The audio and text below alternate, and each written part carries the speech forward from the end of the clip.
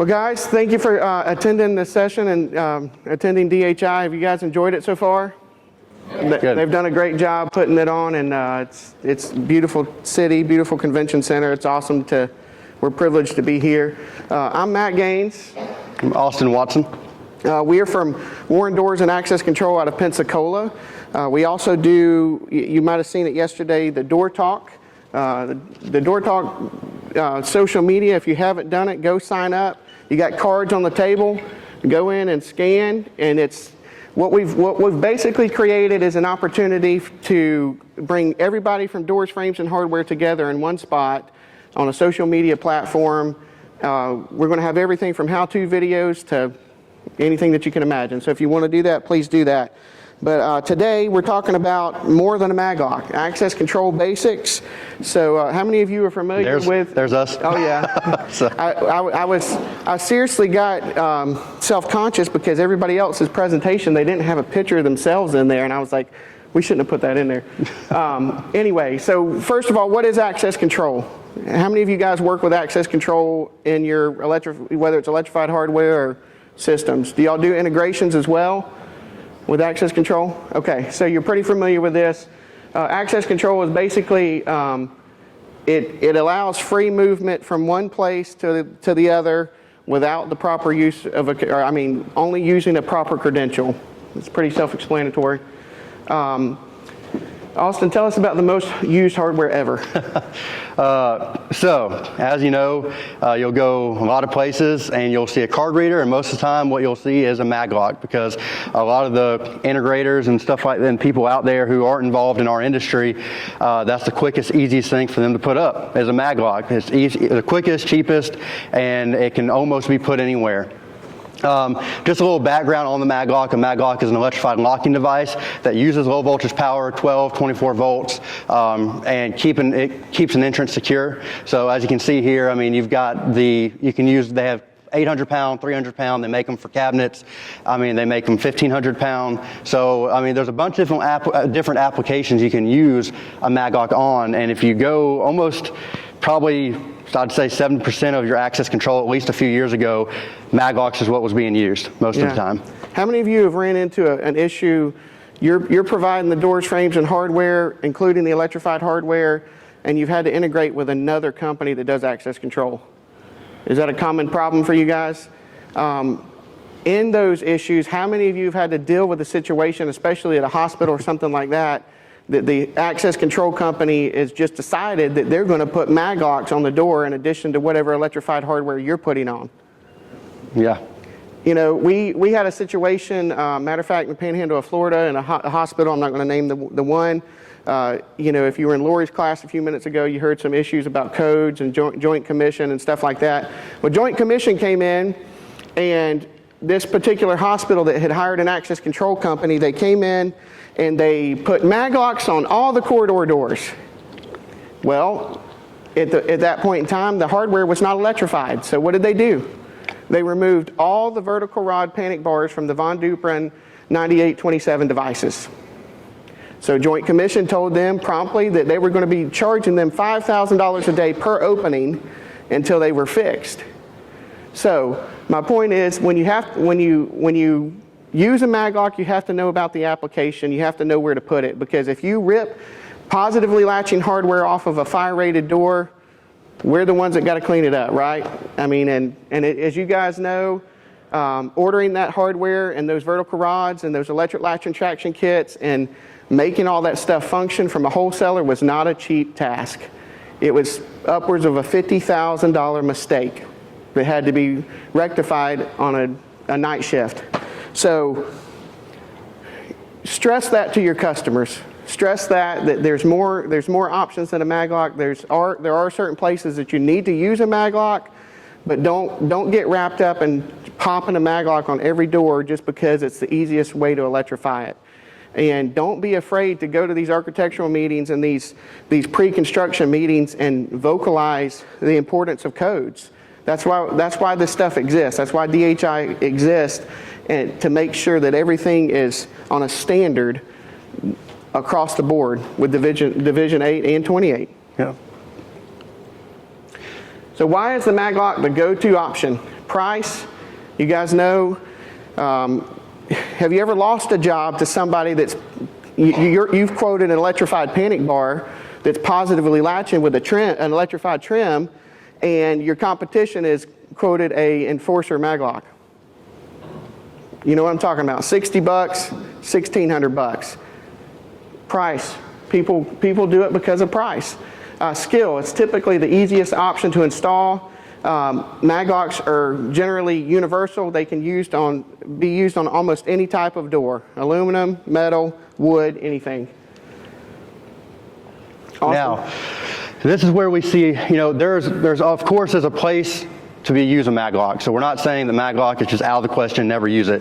There are places that it's going to be great to use it on, and that's controlling access on both directions, so double egress doors. Sliding application on gates. They have come out with very few things that for sliding gates that can work, but still the most common thing you see is a Maglock to hold a sliding gate closed. Perimeters and gates, we actually are seeing that change in our area. We have gates now going up in a whole school district that are using an electrified exit device or a rim strike that's outdoor rated in order to be able to do that instead of having to put Maglocks everywhere. They do make weatherized Maglocks, and that can be an option for a gate. Cabinet doors, we had a whole hospital that in their nurses' rooms where the medicine was and everything like that, they put cabinet locks, Maglocks on all their cabinets, and they, you know, now they do have electronic cabinet locks, but they want to go this direction with it, and so that's what we did. Safe room applications, we also have another school district that has safe rooms that they've, you know, for whatever's happening, you know, a special needs student, they put them in the room and they let them be able to, you know, calm down and stuff in those safe room applications so that when they press the button, it holds the door locked, but as soon as they release it, the door's unlocked. And you'll see this option also a lot of times in residential or high executive suites when, you know, when they, I mean, how many of you all have ever done hidden safe rooms that are disguised by a bookshelf or anything like that? It's a very common thing, at least where we are. Another thing that we forgot to put on here, but is a pretty cool application, and it's kind of out of the box. But all of us that are in doors, frames, and hardware and access control, we know about relays, we know about electronic hardware. When we go to these places, we're like, oh, I could have done this. Escape rooms. How many of you have ever done an escape room? You know what I'm talking about? You go in, you try to figure out the puzzle. Every escape room that I've ever been in has some type of Maglock. Yep. Some type of keypad, some type of something to allow it to get out. And I was like, why didn't I come up with this idea first? You know, I could have capitalized on this. Issues Maglocks can cause. Well, there's a lot. We've all ran into this issue where we've put thousands of dollars worth of hardware on the door. We've specified the latest and greatest. They've got a patented key system, and then they slap a Maglock on the door. Your key no longer works. Your lock no longer functions. If there's a loss of power and it's on a storefront and they have to leave that aluminum exit device dogged down, well, if the battery backup fails, if the generator backup fails, that door's unlocked. You have no way of knowing. Well, then also, first person in has to be that person that's doing like this with the key and trying to, at the same time, trying to unlock the door. We've seen that, and that's, you know, and then they just start leaving the door unlocked, and then the scenario happens where power goes out, battery dies, and door's wide open. So if for some reason your safety means of egress, or even sometimes your fire alarm integration, the relay in your power supply or the relay in your fire alarm panel doesn't drop out, you can have issues where Maglocks just stay locked. It's not a very common issue. Yes, you should have a bypass. You should have at least two means of egress to get out, but it has happened, and it does happen. If some communication breakdown somewhere, it's just a situation that you don't want to find yourself in. A very common problem, especially with aluminum glass doors, is warping. If you've got a customer that has a Maglock on their front door and no other latching hardware, no other latching mechanisms, they go and pull on it, and over time you'll start to see that door warp. It'll stick out at the bottom of the door almost, and I've seen it as much as an inch and a half when the top of the door is latched. Yeah. And it's just an expensive problem it's not worth it. A lot of times you see that at college campuses, schools that use Maglocks. The students come up and start yanking on the door, and before you know it, over time that door ends up getting warped out and kicked out the bottom to where you have a big gap at the bottom.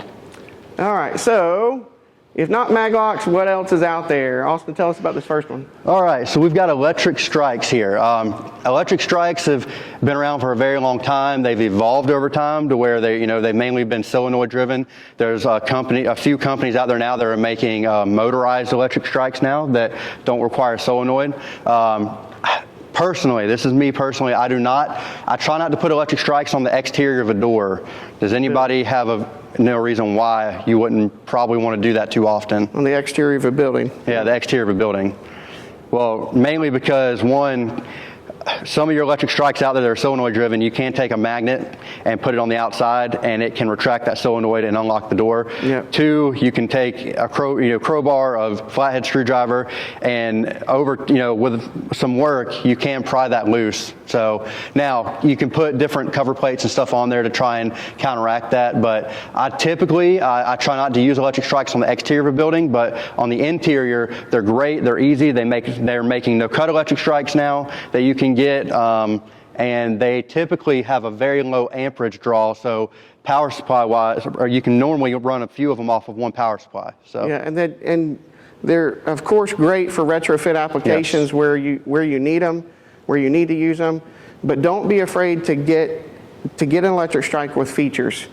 Again, we all have seen electric strike that when power is applied that it unlocks, or when power applies it locks. But don't be afraid to use them that have status monitors or built-in door position switches or other built-in options, because the least amount of holes and penetrations that you have to make in your wall or your frame or your door, the better. So don't be afraid to use what's available. You got the strike, for example, in the middle. I think Hess has a similar one. I think this one might be the Von Duprin. But it comes from the factory with a bunch of different applications. Talk to your technicians. You guys research it. Use the videos that the manufacturers have put out. Yep. Because for years we installed this electric strike, and there was a few of our guys that are like, this won't work with this application. Well, it will.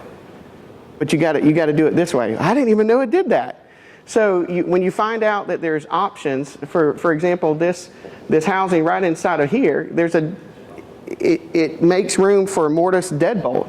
You can use that lock. You can use it on a mortise lock, and we used this application recently on a police department evidence room. They were requiring that they had two means of entry into that room because of, when it's an evidence room, you got to know who's in that room. You don't want just one person going in there. So basically on each shift, they have one person that holds the key and one person that badges the lock. And you badge the lock to get, or you flip the deadbolt first to get in, then you badge, and then it allows that deadbolt, that strike to go through the way that it should, that latch bolt to clear that strike. All right. Motorized latch retraction. Yeah, motorized latch retraction. Thankfully, we've hopefully moved on from the solenoid-driven exit devices that sound like a shotgun going off down the hallway. Yep. And scare everybody. And you don't need the specialized power supplies anymore. So we're seeing those getting phased out. Now we're into motorized latch retraction, which is normally a gear-driven box inside of your panic device that's going to pull that bar in and let the latch retract and be able to open the door. Now, where is an application that you would not want to use this on unless you have it tied into the fire alarm? Anybody know? Fire door. Because if you have this door on an unlock schedule, and now of course this is also according to your AHJ, but if it's not tied in the fire alarm and that door's on an unlock schedule, it's obviously not going to have positive latching on it. Yeah, so, and refer to your local codes for everything too, because in the Panhandle of Florida, we got some strange ones. How many of y'all, anybody in here from Florida? So we got some strange codes all the way around. We have to deal with Florida Building Code, and then you have to deal with Florida Building Code with a Miami-Dade stamp that is totally different. So things that might meet might meet all the codes and all the specifications everywhere else in the country, from the Panhandle or anywhere that's, what is it, 50-mile radius of the coast, has to meet these special codes, special regulations. And just one more thing about the motorized latch attraction versus the solenoid. Of course, you don't have that 12 amp, 16 amp inrush depending on what you're using. It normally has a 1 amp draw, 24 volts on it. So again, it's going to be easier for you to be able to use multiple power supplies depending on the size of your power supply for running multiple doors. So. Yeah, you can use one power supply to do at least a couple doors. Next thing is electrified trims. This is an option that you can, it's easier to meet fire ratings and easier to meet fire codes using an electrified trim because it's still electrifying your exit device in a sense. It's a way you're electrifying the lever. So when you apply pressure to that lever without it being electrified, it obviously won't do anything. When you do, it'll rotate that lever and that latch bolt on the inside and or the vertical rods, mortise exit device, whatever you got. Electrified trim is a great option, but just be very mindful of your preps on your door. They have to be right. Don't try to cut corners, don't try to overcut the door and ruin the integrity of the door. Cut it, use a template. Use a guide. Go to somewhere that they have pre-built, we have these templates that we slide on the edge of the door, mark them either with a punch tool or a permanent marker, and then prep the door the way they're supposed to be. Now, a lot of you guys are going to order your doors prepped, but don't cut corners on electrified trim. It's just going to cause you issues. If that thing wobbles, it's going to be an issue. Electrified locks. All right, electrified locks. So there's a few manufacturers now that have come out with a motorized latch on the mortise lock, which has been great for bathrooms and stuff like that. Instead of having to do an electric strike on there, they can do a latch attraction mortise device on there. Now, the mortise and the cylindrical lock electrified, though, the ones that just have the solenoids in them, those are great. We use them all the time for when the customer wants something concealed and they still want a lever lock or they want a mortise lock to be able to put access control on a door. All you got to have to do is have that raceway, of course, in your door, have an electric hinge or an EPT, whichever one you want to use, and then you can go up to your power supply, and it's easy enough to do that. They have low amperage draw. They're reliable because it's got your key override already in it. So if you have it fail secure, when the power goes out, it's going to act just like a normal lock, and then if you have it fail safe, of course, it's going to die out and it's going to be unlocked. So they're great solutions for areas that you may need that certain scenario to happen when the fire alarm goes off or power goes out, scenario like that. But check your hardware schedules. Yes. Check your submittals when you send them out, because you don't want to have electrified locks on a door that doesn't have a raceway, that doesn't have an EPT prep, doesn't have an electric hinge prep. We've seen it all the time. Believe me, you get on jobs. We've done it both scenarios. We have an access control division and a division 8 division, of course, within our company. So there's been jobs that we've only done access control, and there's been jobs that we've done both. There's been jobs that we've only done division 8. So we get to these jobs where somebody else has provided the doors, frames, and hardware. They put an electric lock on there, and it's a wood door, a fire-rated wood door at that. Anybody ever tried to use a 3-foot long drill bit to get and drill a raceway in a mineral core door? Don't try it.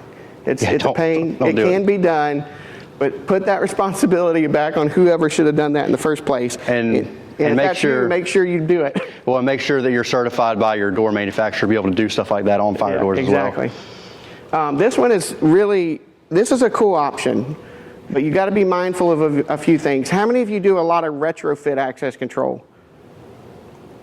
Okay, when you do retrofit access control, you're trying to find solutions. You're trying to find how you can electrify the customer's door and save them money. This is a great option to do that. A lot of companies, and you guys can look them up, some of them are here at the trade show, are making retrofit electric latch attraction kits. Manufacturers make them for their own devices. If you go Von Duprin, Precision, Corbin, Sargent, all these guys have their own retrofit kits for their own devices. But how many of you have ever ran into an aluminum storefront Jackson device and you don't have an option for it, because you may not buy aluminum storefront, you may not buy from a wholesaler that sells it.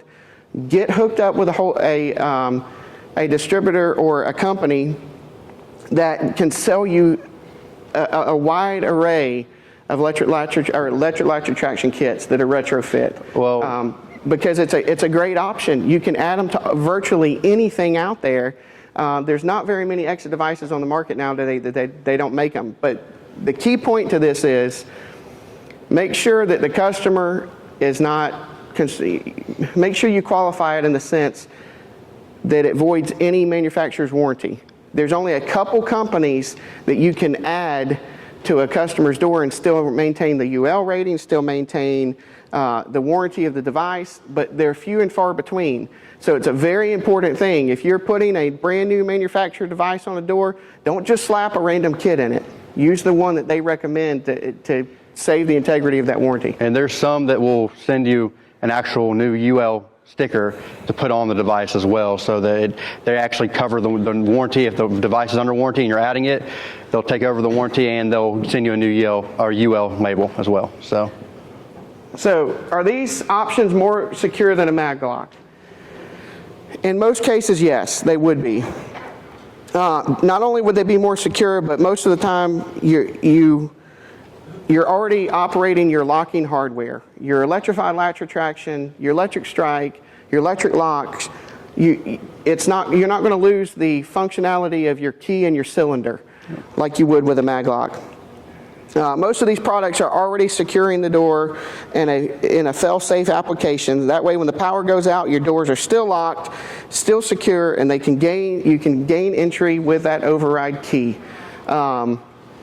It's something to stress to your customers. We've all been there. We've all seen it. If they want a keyed system, but if they still want to have a key override but don't want to give the key out, that's fine. We had a college that wanted to put access control on the exterior of every single door on their campus, which was a great thing, but they didn't want anybody to have keys because they wanted to know who was going into the building and when. That's fine. But having the functionality of that key, because what was it, 2 months after we started that project, the hurricane hit, wiped the power out on the campus for a month. How many of you guys have a battery backup that can last a month? Not very many. So it's a good option to make sure you have those key overrides. So, go ahead. Well, what's new in the access control? You can go to the next slide. Biometrics. So we are seeing, when you think biometrics, of course, you think James Bond and stuff like that, like fingerprints, retina scanners and all that stuff. We're seeing a lot more, though, with the pandemic happening. There's a lot of companies that came out with facial readers, the retina scanners, stuff that's no touch. There's a few companies out there, I'm sure you saw them if you're on Facebook or LinkedIn or anything. During the pandemic, they went crazy with, you can put this tablet in front of it and it'll let you gain entry into your door. But that is kind of what things are moving to. We've actually seen that, and people are using that because you can use that what we're calling a face scanner, to be able to recognize who you are. And obviously you can't, unless you're doing the movie Face Off, you can't remove your face. So when you go up to that door and you walk into it, it automatically knows who you are. It knows to let you in that door. You can also do dual authentication with it. Does everybody know what dual authentication is? It's when normally on a keypad you'd have a card and then a number, a PIN, or some other type of dual credential. With the face scanners, you can actually, a lot of times you can walk up to it, it'll read your face, but then you also have to put your palm up and it can read the lines in your palm as well, so that somebody's not trying to trick it with a photo or something like that. You have to have two means to be able to get into that door. And that's important. A retrofit application that we'll be doing actually shortly after we get back into town. A casino called us, and this casino says, hey, listen, we've got, because they have dual authentication, you have to have they have a hand scanner currently, and then you have to enter the keypad numbers to get into their vault. And, obviously casinos carry a lot of money, a lot of cash. The new application that they want to go with, they want to go with a facial biometric scanner, but also something with a built-in prox reader, so they can add as many levels of credentialing as they want to. because the way they see it, they don't want, you know, they don't want somebody knocking one of them out, dragging their hand over to the hand scanner and going in the door. So I know that's a crude thing, but that's literally what the guy said on the phone. So there's new things out there. We've seen the fingerprint scanners, we've seen the hand scanners, but the new stuff nowadays with the facial recognition is where the market's going. Your cell phone that's in your hands, those manufacturers, those designers is what started a lot of this. That same technology is being used now in the realm of access control. If you don't already have a manufacturer that you're hooked up with for options like this, do it, because it's coming down. You're going to have a customer that wants it sooner or later. Bluetooth readers. So how many of you have dealt with Bluetooth readers? How many of you dealt with Bluetooth readers 5 years ago? We tried to get in very early, and it did not. Well, we did. We hooked up with a company. It was the first one on the market that had a successful option that could work with a couple different things, 5, 6, maybe even 7 years ago at this point. And we got in the market, and we tried to sell that, and everybody looked at us like we're crazy. Yeah. We just kind of like, okay, well, you know, we come from a smaller suburb there. We're in Pensacola. And like I said, we don't have as many corporate offices as what you see here in New Orleans. But even with that, we thought, hey, wouldn't it be so cool if you could use your phone? We were like, hey, let's do this. Why? The common statement was, I got an older generation here that don't even know how to turn their phone on. It's like, okay. But I'll tell you, I had hope. When my grandfather signed up for Facebook at 82 years old, I was like, you know what? There's hope now. There's hope. And sure enough, there was. A few years later, Bluetooth, now a lot of people do not want an access control reader on their building if it does not carry some form of mobile credential. Are y'all seeing that? Are y'all utilizing that? It's a great feature. It's a great option. But just be mindful of what you're putting on the door. You don't want to put something that's so proprietary that it's never going to work with anything else. Make sure that the reader and the PACS partner or the access control company that you're partners with works with the door hardware and the readers that you're putting on. And dual authentication again, Bluetooth readers. Really cool thing is on your phones, how many of you use your face or your thumb or your fingerprint to unlock your phone? How many of us do that? Yep. Almost, yeah, everybody. So they can actually now, not only when you press to unlock the door with your phone or scan your phone, you can actually have a dual authentication where it requires your fingerprint or your face also that's already built into your phone, and use that to be able to gain access as well. So they're using something that's already in your phone. If you haven't talked to your customers about that or asked the PACS partner that you're already using or the integration, get with them and ask them about that version if they can do that. So. Yeah. It's been a really cool thing. Next thing that we want to talk about, because it's something that we've realized, again, we come from a smaller market. How many of you use client-server-based access controlled systems primarily right now? Okay, how many of you use like a all-in-one, network, a piece of equipment that just sits on the network, but it's controlled over the network through like a browser? How many of us in here know the difference between like client-server-based, browser-based, access control systems and stuff like that? Because I saw a few people just kind of be like, "What's he talking about?" Yeah. Does everybody know what that is? Or if not, we can go real quick, kind of breeze through it. Yeah. So basically, client-server, it utilizes a Windows SQL server or some form of a server to sit on your network, and then all the other computers or all the other devices have to log in through a client. The reason that we had a hard time using that in our area is because we've all been to those mom and pop small businesses and medium-sized businesses that don't even have an IT person on staff. Yep. So when you put a piece of equipment in there like that, you become the IT person. A lot of times you don't have time for that. Start researching new options for those customers. If you have a very focused clientele that they only want military-grade encryption on SQL servers, stay in your lane. Do what you need to do. But don't be afraid to explore other options. Another option is the cloud. Every major access control PAC partner is going to some form of cloud communication. The reason that this is a benefit to you guys is because you don't have to go in and do backups. You don't have to make sure that your customers are doing backups, because here's what happens. You can go in and you can set up an access control system.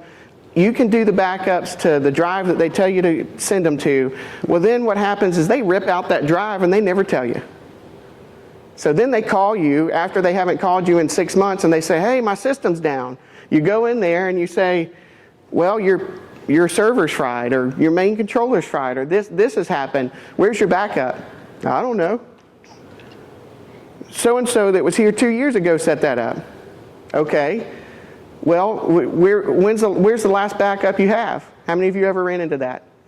Server, you don't have to worry. I mean, a cloud-based system and a cloud-based server, you don't have to worry about that, because these manufacturers are providing a way for that data to be stored, that database, all your door configuration right there on the cloud. Makes your life easier, it's going to make your day easier, I promise. And here's how it's also going to benefit you and your company, is that all those come with some kind of recurring fee, whether it's monthly, whether you pay it yearly. And you guys as integrators or distributors, if you're able to get into that lane, you can be able to apply that to your customer, and that's extra income and money that you're getting to your company. But also, a lot of these companies that do that, the cloud integration, a lot of times they will deal directly with the customer. If the customer calls and has an issue, a technical question that they can't reach you, some of these customers have that feature to where they go, okay, well, we'll help you, and they can help them over the phone or even log in and help them as well. So, well, it's a great option. Third-party integrations. How many of you guys have had to deal with that with access control? Third-party integrations, example, a housing, a property management company that wants you to put access control on, they already have a database. One that we're doing coming up is integrating with a company called RealPage, that is a database for all their tenants of their apartment complex. They want to be able to put the data in RealPage, or they want to be able to put the data in here and only have to do it one time. How many of y'all have came across that? Use third-party integrations. Yep. And this covers whether you're doing a browser-based system, a cloud-based system, a server-based system. Find out what third-party integrations they're doing, because it will help you sell the products. It will help you get in. If you can go in and you can say, we can offer you cameras, we can offer you access control, we can offer you electrified door hardware, and now we can integrate with your third-party program. You're going to be in the door. You're going to be in the door because they don't want to have to fire. Don't want to have to hire and then fire 15 different companies to do what you can do all in your realm of expertise. So don't be afraid to do that. A lot of these new browser-based or cloud-based systems that are coming on the market are now incorporating Mercury panels. How many of you are familiar with Mercury hardware? If you've ever worked with a company like Linnell, RS2, they utilize Mercury hardware and so many other platforms, and now there's an option to go in and reflash these Mercury panels, point them to the new cloud controller, and a lot of times you can take over an entire system without even having to as much rewire something. You don't have to do anything. You reflash the Mercury boards. If they're compatible with the system, you point it to the new database, you're done. It's a simple process. Many other options out there. Third-party integrations, don't be afraid to explore those. Free access control. Austin, tell us a little bit about that. All right, so there's a few different manufacturers out there that make locks that come with a free software. A lot of this software is not, it's not live updates. It normally updates once a day, and you can choose that. You can choose more, but of course that does kill the battery life. But you can do one update at midnight, so when you make a change in the system at midnight, that change happens, or you can go push it with your phone or over Wi-Fi. These are great options for smaller access control systems, or even bathrooms at parks. We've actually installed some of these locks with this free software at a park that the guy said, you know, it's an hour drive for me to get out there every single day. I got to go there and unlock it, and then I have to go back and have to unlock it. And they said, is there anything out there that we can do that we don't have to have Wi-Fi, we don't have to anything like that? And we said, well, yeah, there's a few different options, but we feel like this would be the best one, and you know, you just have to replace the batteries. And so every morning at 7 a.m., the lock unlocks, and every night at, I think it's 8:30, it locks back. And now the guy has to go out there every once in a while to check the battery life, but that's what he's used because it didn't require any Wi-Fi, didn't require anything. It can hold all that in itself. And there's a lot of lock applications out there that come with a free software, and then later on, a lot of times if you want to go into an access control type system that's live monitoring, unlocks and stuff like that, a lot of times you can upgrade these into that system at a cost with the PAX partner if you figure out who they can integrate with. Yeah, how many of you are familiar with that lock on the picture? You've seen that one. So you know what I'm talking about. The software is very user-friendly, but just be mindful of the customer's requirements on feature sets and how in-depth they want to be, because it's not a solution on an enterprise system. It's just not. But it's an option that you can provide, whether using their standalone door controllers or using cylindrical or mortise locks. It's an option that you can put access control on a customer's door for basically the cost of the lock plus your install. And there's not many other options out there that aren't just a basic standalone option. And you can put it on the customer's Wi-Fi. They can control it simply through Bluetooth on their phone. There's so many options out there. Don't be afraid to use it. Let me go back to that for a second, because what we've done, we've used, if you plan ahead, and by plan ahead meaning hoping that your customers are going to expand, you can start out with the free software. But if you use the correct locks and use a lock that will work on somebody else's system and make sure that it's convertible to work on another system, then if your customer says, okay, well, I started out with 2 doors, but now I've got 25 doors. I need an option to maintain these locks without having to replace and spend more money than I've already spent. Okay, well, we got a solution. That lock that we sold you, we planned ahead, and it works with this integrator. It works with this PAX partner. It works with this. You have options. Don't be afraid to use them. All right, overcoming integration challenges and problems. Austin, start us out right there. All right, overcoming the challenges. So I don't have access to most of these products discussed. Research, get out there, talk to different manufacturers, try and get opened up with new vendors, or you can do wholesalers and get with them, see what you can get, because I'm telling you, where there's a will, there's a way, and if you're persistent enough, you can find something that will work for you and your customer. Now, if you're a locksmith considering partnering up with the local door and frame companies, are there any locksmiths in here or any? No locksmiths. So a lot of times we have locksmiths that want to partner up with us on certain things, and so if you have any local locksmiths in your area that come to you, we have a lot of that going on right now that are doing the small little systems and stuff like that. Now, in the same way, partner with a alarm or a low voltage company, because if you do not do integration yourself, if you are not an integrator, the best thing you can do is partner with somebody that does, because they will bring you in on the projects, they'll want to work with you, and you can partner up and you can come in and say, hey, I have a company that we've worked with before that we come in, we say, hey, we work really well together, because I can tell you Division 8 and Division 28 separately don't get along too well a lot of times. Because what happens is that you go to the door opening, the contractor says this is not working, and everybody does this. It's his fault. And but when you come in, you can come in with somebody that you've worked with before and be able to partner with. It makes things run a lot smoother, and it makes everybody understanding what's going on, versus when you go to install your locks, the access control company goes, well, are you wiring to the power supply? Are you wiring to here? Or am I doing this? Am I doing that? It solves a lot of those issues. So Matt, you can go and handle the next part. Yeah, and like Austin said, don't be afraid to open up with wholesalers and other people to, to broaden your line card, to get more more options on the table. In the same way that he talked about partnering with locksmiths, don't be afraid to partner with those low voltage contractors. But the note that I want to add to what he said, those of you from Florida know that you technically, to do access control, you have to have a low voltage electrician or somebody qualifying your company to do that. I don't know all the regulations for every state. I just know the ones surrounding our area. Make sure you have that. You don't want to get hit with fines because you're trying to do access control. In the state of Alabama, it's a little bit different. A lot of access control requirements don't fall under electrical as much as they do locksmithing. Know your market. Know what you got to deal with. So the next thing that you might have is a challenge. I don't know anything about access control or electrified hardware.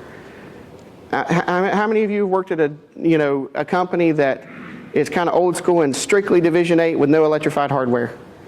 You seen that? Well, good. Good. You guys don't have to worry about that. But don't be afraid to reach out to your manufacturers and or distributors. Order and request and use samples. Get samples in place. Use YouTube. Use social media. Use platforms that are dedicated to finding and showing you how to use a product. Every manufacturer that releases a new product, if their product's any good and if they're a good manufacturer and if they're trying to get their product out there, they're going to give you some kind of video, some kind of training documentation on how to use it. Use it. DHI, of course, is a great resource for the basics and advanced training in any way, shape, or form that you would need. All right, overcoming challenges, some more challenges. You flipped on your iPad, I think, on the kid over here. I thought I hit the button. So there we go. Overcoming challenges. One thing that we will stress more than anything is if you are trying to get involved with also an integration side, don't overwhelm yourself with multiple different access control systems. You don't have to carry every single access control system on the market. Carry what fits your customer need and what fits your area, because you'll get overwhelmed and then you've got all these different options. You put your line card in front of your customer and say, here's all the different options we got, and you got 75 on there, and they go, okay, well, which one of these do I need? Try and keep yourself a little bit, don't stretch out too far. Don't stretch yourself out too far. And how many of in the room you only deal with one or two access control providers? Who deals with access control providers, period, in this room? Okay. That answers, that helps a lot, so. Well, and what we mean by that is, you got companies, you've heard of Linnell, you've heard of S2, you've heard of Identicard. You can open up with all these guys and you can send your technicians to training to do all this stuff, but at $500, $1,000, $2,500, it adds up really quickly. So do what you know and stick to it. Be the best in your market on whatever products that you're selling. Well, then the next one would be, I'm going to skip down just a tiny bit, but you want to make sure that when you have those multiple different access control systems, something that I like to stress, have different options for your customer. You have an enterprise level, have something that's kind of in the medium, and then have something that's cloud-based, and then maybe even just your 1 or 2 door options as well, because that's the thing. You walk into your customer wants to see you as the expert when you come to them. And so asking a few simple questions can really get you there. One question would be, ask your customer, say, hey, what doors right now do you think need access control? What do you feel? Get that answer from them. But then move on from that and say, maybe say, okay, here's what I could see working as well. Give your input, but then also the next option would be, okay, do you see yourself expanding in the future?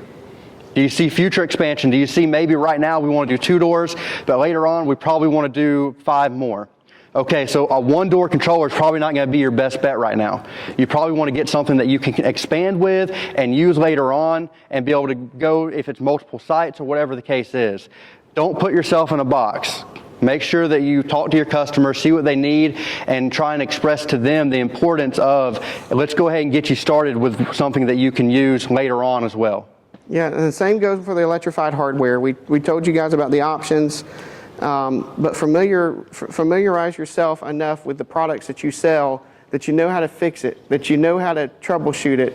We took a class, we attended the class in here yesterday that was troubleshooting over the phone. And the more that you know about a product as a salesperson or a project manager or a technician, it doesn't matter. The more you know, the more that you can help your customers.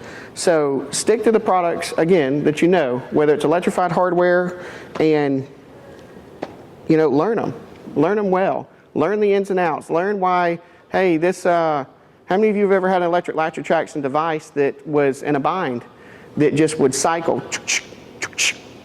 It would never unlock. It would never relock. It wouldn't do what it needed to do because something was binding.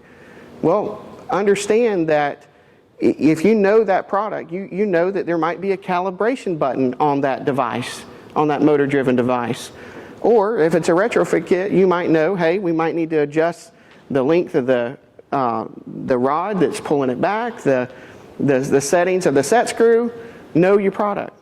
That way you can know immediately if your customer says it's not working, what to do. And just because this is something that I think we have to be aware of, just because a new product hits the market doesn't mean that you have to be the first to sell it. And let me tell you why. And I've been there. Yeah. So, you don't have to worry about this as much with proven manufacturers because they've went through a lot of product testing and they've done their due diligence. But if you find the latest and greatest feature on the internet and you get in there and you say, hey, we're going to use this, make sure it's a company that's reputable that you're going to have product support on. Because if you install it and you're one of the first companies to install it, who are you going to call to troubleshoot it? We had this example. I don't know if any of you took James Stokes' class, or did y'all take that earlier this week? James Stokes, he's with Hager now, used to be with Allegion. I took a class with him probably 10 years ago that he did on electrified hardware for Allegion. And it just so happened that we were one of the first people in the state of Florida to get the AD400 locks. Have y'all ever used those, the Schlage AD400 locks? Well, we were pairing it up to their equipment, and even though there was good training documentation, and even though there was stuff available from the manufacturer, what happened is our install team didn't know all the ins and outs about everything. So we are working on a 4-story building. We electrify upwards of 250 locks in this facility. The first time that we've ever tried to integrate a wireless lock set into a PIM and into a Mercury panel and into an access control system. As you imagine, this project was 12 years ago, yeah. 10 or 12 years ago. It was like, hey, what are we doing here? So the guys were having trouble with certain locks and certain places not working. Come to find out that the particular doors that were not working, they were trying to go floor to floor versus horizontal in the pattern of the antennas. One of the things that we learned in the class was, hey, it's a horizontal beam. This 900 megahertz does not go up. It does not do this, it does not do that. We were able to rectify things because there was just examples there were just things that we had to do that. We had to go vertical. There was nowhere that we could put an antenna. So on a couple of these stairwells, that signal had to go vertical. We found out that they offered an antenna, put a booster antenna on it, problem solved. But know your product, know your market, and if you're going to be the first to sell it, make sure you've done your homework, because that was a question that tech support didn't even think to ask. It was a question that we didn't even know was an issue until we went to that class. So don't be afraid to do that. And what we want to stress on when we say more than a Maglock, we weren't just talking there's more hardware out there than a Maglock. We want y'all to know there's more out there than just a Maglock setup and a standalone keypad. There's so many options out there. With our industry, Division 8 and Division 28 honestly should be like this, because we're moving into more. I don't think there's a project I've seen recently that hasn't had some type of access control or electronic hardware on it. There's at least something. And so moving into that area doesn't mean you have to be a full-blown integrator, but you can start stepping into it, start venturing out with small things and working your way up and start being able to reach out and do the small little standalone locks, the wireless locks and stuff like that. And another thing I want to note, wireless locks are great and they're going to be the new thing of the future, but make sure you remember if you're tying it in to an access control system or integrator, you've got to have, most of the time, gateways and things of that nature to be able to tie them into, because a lot of times I've seen that forgotten on jobs. Somebody will say, yeah, we're using these locks and stuff, and the integrator comes in and says, okay, so what do? Do I wire to it? And they forgot that you had to have a gateway or some kind of PIM or something to be able to connect it to their access control system. So one thing I want to stress is do your research on the products you're providing, and if you have access control on a product, you as the door hardware expert, get in and get a meeting with a low voltage contractor, get in with the architect and get in with the owner and talk about this before anything starts to make sure that you're all on the same page, because there's nothing worse than having a headache between Division 8 and 28, getting in and having to figure out who's doing what. That can become such a big headache, and it's normally some of the last things that's thought about. Yeah, final thought here. Your customers are going to come to you and they're going to rely on you. They want to be able to depend on you to keep them updated when they need to be updated on new products, but also not trying to sell them something every week. Because, we've seen it time and time again. I've seen companies come in and they'll call us and say, hey, is this true? These access control companies came in and said, hey, that product's being discontinued, you need to get rid of it, no longer going to be supported. Some cases we've all seen that. Manufacturers, they discontinue products. But again, we have plenty of notice to tell people. So just because a new options come out doesn't mean that you immediately need to go to your customer and have them rip out everything that they just paid you last year to put in. Yep. So they're not going to like you very much if you come to them every year saying your stuff is old. Well, you just put it in. We understand that a DVR that's 3 years old, it's a computer. It's an access control server that's 3 years old. It's a computer. It's a miracle that it lasted 3 years. We understand that. Your customer does not. So make sure you communicate to them, hey, every year they come out with this many updates every year they come out with this many options. So be prepared, 3 to 5 years, you're going to need to replace some equipment, but only replace what's necessary. I promise you go a lot further with your customers and your customer base if you're just honest and upfront with them on what needs to be replaced and what's an option. Any questions? Whoa. Yes. Going back to the electric latch protection on fire doors, I'm from Minnesota, so it's probably different. And I see Lori's here, so you can probably help me. If you have a fire alarm connection to that panic device, can you still use it on fire? In Florida code, you can. Yeah, you can. But again, it has to be UL rated, and it has to drop out. Has to disconnect.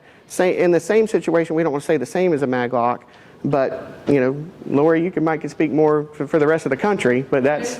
There's nothing in the model codes that I can think of that would prevent it or specifically address it. So it's more about the listings and if there are any local modifications.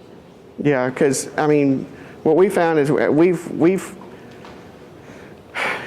had one county that we were doing schools on, and the state of Florida thing says basically if you use a Maglock or if you use certain hardware in a scenario that you have to have 2 means of egress.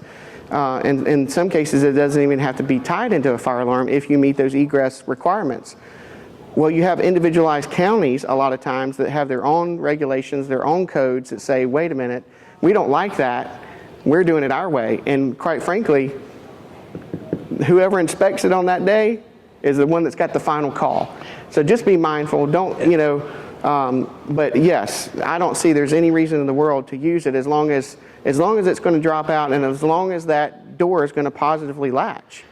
Well, and something I'll speak to with that is always make sure, you know, when stuff needs to be tied in the fire alarm, I mean, you know, we can stress it to our customer all day long. Just make sure you do stress that. But something I saw personally was we had a job, we put in all the Maglocks that the customer wanted. The fire alarm company came in and they tied it to the fire alarm. The fire marshal that day, just all he did is, for some reason, he just popped the ceiling open and he looked and went, okay, I see wires coming out. We're good to go. I see the red wires and and popped it back in and said, okay. And I don't know, that's what happened that day. So the place that what happened at, they ended up finding out that the fire alarm went off one day. A bunch of the Maglocks didn't release. What the company ended up doing is that they ran the wires back to a junction box and just took a wire nut and twisted them together, so it was just completing the circuit and just putting a jumper back in the power supply instead of tying it into the fire alarm.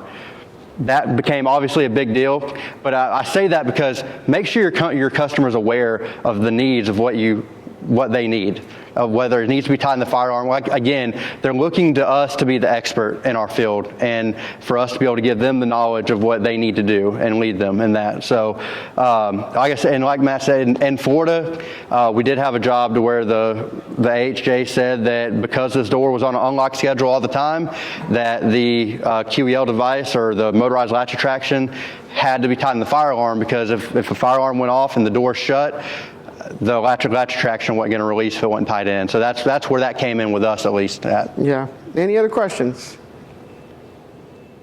Thank you for sitting and listening to us ramble. I apologize if we just talked way too much, because I know we have a tendency to do that.